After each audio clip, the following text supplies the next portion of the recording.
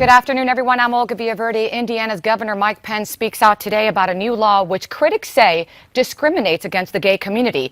Indiana's chief executive held a news conference earlier today to try and clear up the confusion. He says his state is, quote, open for business.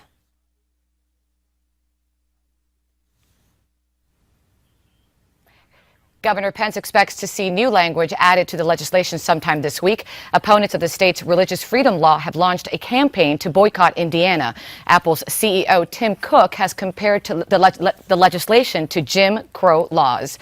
Virginia police have now confirmed that they captured an accused bank robber who fled a Virginia hospital today. Now, this is the suspect right here, 42-year-old Wosin Usai. Officials say he was taken to a Virginia hospital after trying to harm himself. Usai then assaulted a security guard at the hospital, stole his gun, and escaped, leading police on a 9-hour manhunt.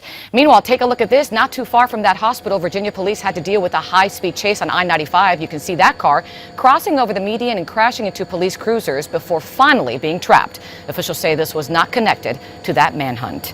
French President François Hollande says all 150 victims of the Germanwings plane crash will be ID'd by the end of this week. The French president is meeting with the German chancellor today. He says DNA samples have been crucial in assisting with recovery efforts. In the meantime, crews continue to build makeshift roads in the Alps, providing easier access to that plane crash site. And now Lufthansa, the parent company of Germanwings, is setting aside $300 million to deal with possible costs of last week's crash.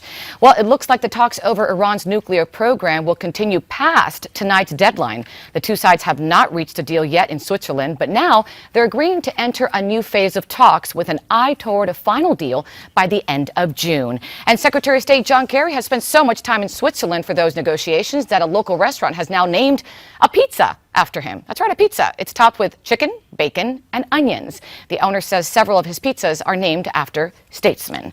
And back here in the U.S., Robert Kraft, owner of the New England Patriots, takes the stand in the Aaron Hernandez trial and says he asked the former tight end about the alleged murder. He said he was not involved, that he was innocent. Kraft says the former NFL star told him he was in a club on the night of the murder. And finally, Cablevision, one of the country's largest cable providers, plans to buy the New York Daily News at a bargain price, literally. Cablevision will make a $1 offer for the tabloid. The CEO for New York Daily News announced back in February that he was considering selling the paper. Declining circulation has led to annual losses of $30 million. And that's your latest Newsmax Now update. Now back to Ed and Midpoint.